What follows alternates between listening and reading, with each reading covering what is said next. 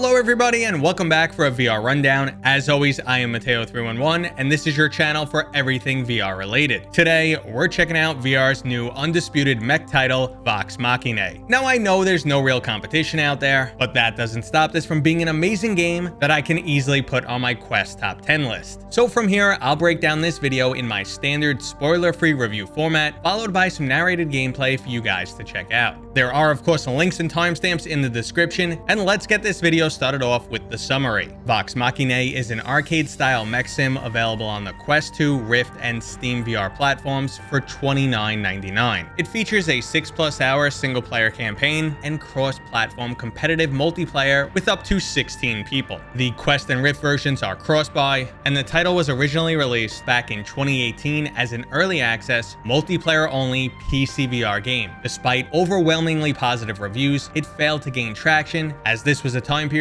where most multiplayer-only VR titles struggled for survival. Despite the setback, developers Team Space Bullet continued to upgrade their game over the next 4 years, balancing combat, adding new content, Otis and gamepad support for PC VR, and finally concluding their early access journey with both a single-player campaign and a Quest 2 release. Overall, there are plenty of positives for this title, and only a few trivial issues, which include occasionally frustrating controls, a slow campaign start, grabbing and handling items in conversations is awkward and immersion breaking, plus the Quest 2 version suffers from low texture quality and moderately intrusive fixed foveated rendering. But in terms of complaints, that's about all I have, which is great because controlling your mech, or in Vox Machinae terms, your grinder, is an excellent, immersive, and empowering experience. Even with those minor control frustrations I previously mentioned, which might have you accidentally grabbing the flight stick when you're aiming for the throttle or vice versa, and when grabbing the rotational stick, you might accidentally start moving in the wrong direction. Using a HOTAS on the PC version not only resolves these issues, but helps with the overall immersion. So if you have one, I do recommend you try it out. The campaign training mission starts off painfully slow, but luckily that changes rather quickly. Vox Machinae is set in a stereotypical futuristic world where the usage of autonomous AI has been outlawed due to the severe human labor and economic impact they caused, and we're now left in a solar system where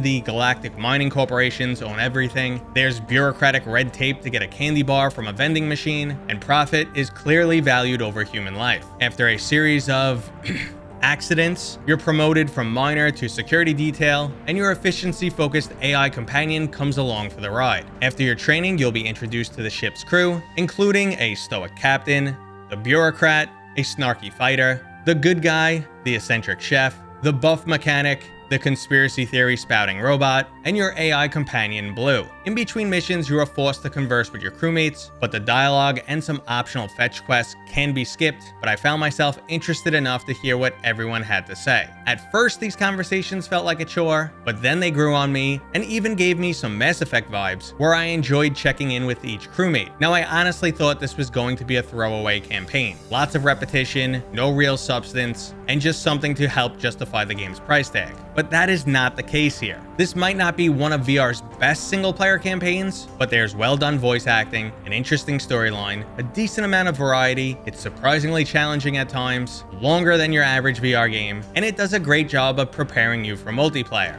Now, the multiplayer is the original DNA of Vox Machinae, and after years in early access, it has had plenty of time to mature, which shows. With multiple gameplay modes and up to 16 players, there's everything from pure chaos, free-for-all deathmatch, to highly strategic, objective-based matches where 4 teams compete against one another. There's even 2 different co-op modes for those of you not interested in PvP. Game mode variety is equally matched by loadout variety and strategic options. It might be alluring to take the beefiest grinder with the maximum amount of firepower, but they're not always the right tool for the job. The maneuverability of some of these smaller mechs can be a large advantage in these objective-based maps, and if you excel at flying, the extra agility can make you a hard target to hit. You also have the option to customize your character and mech loadout, adding unique perks and up to 4 different weapons. Each weapon has its own trade-off between heat output, damage, range, and rate of fire, but you won't have to worry about ammo as it's unlimited. Overall, multiplayer has tons of replay potential and variety to keep players engaged for a long period of time. So the next question in this review is, do I recommend it? As you may have guessed, this is a huge yes. If you ever wanted to pilot a mech in VR, this is your chance. Vox Machinae is easily one of my top 10 quest titles, with a single player campaign that should appeal to the vast majority of questers, and it also includes an excellent PvP alternative compared to standard shooters like Pavlov and Onward. PC VR gamers should also rejoice, as this is a great looking game with HOTAS support for extra immersion, and with cross-platform support, the player base will finally represent how good this game is. So here's the overall verdict. Vox Machinae is an excellent VR experience with a beefy single player campaign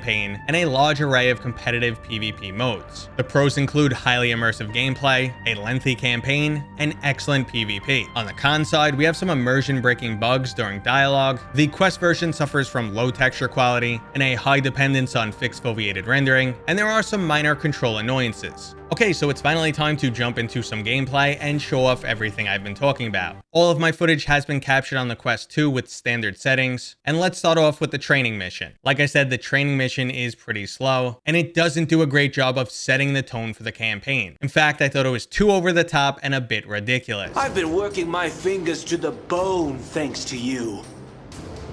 Donnie, please be more careful with your laser. You almost killed me. Whoops. It was an accident. But he totally deserved it. You saw how annoying that... Now, my expectations for the campaign would be walk over here, kill a few guys, move on, rinse and repeat. And in the beginning, that is what we do get. I need a hand, rookie.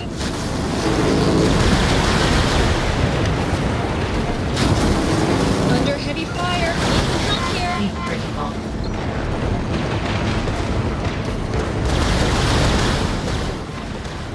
But then the game does show off a bit more variety. This game can be challenging at times. I did die plenty of times along the way, and on one occasion even had to slowly hop back to base on one leg. One more down.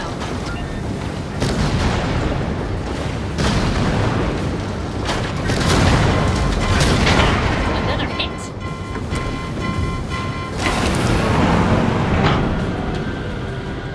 But I'm sure you guys came to see some multiplayer action. Here you can see the character customization. It is pretty simplistic, but there are some unlockables. And here you have your standard gameplay modes. A 16-person free-for-all looks like pure chaos, and the bots don't put up a huge fight.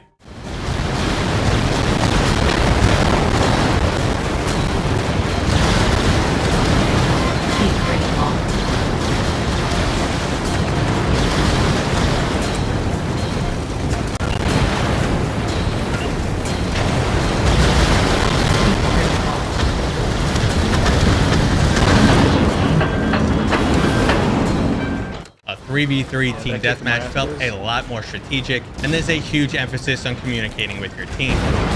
Watch out behind you guys, they're kicking in. Little spider dude.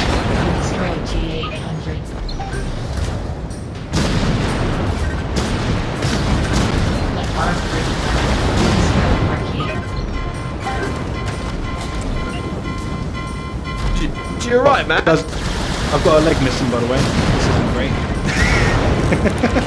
Now we're on an objective-based capture and control map, and I built a custom mech with dual railguns to help control the overall battlefield at a distance.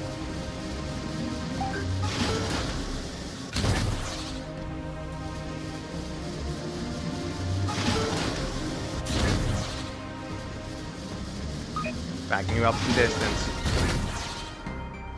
I'm all sorts of in it. I shouldn't be.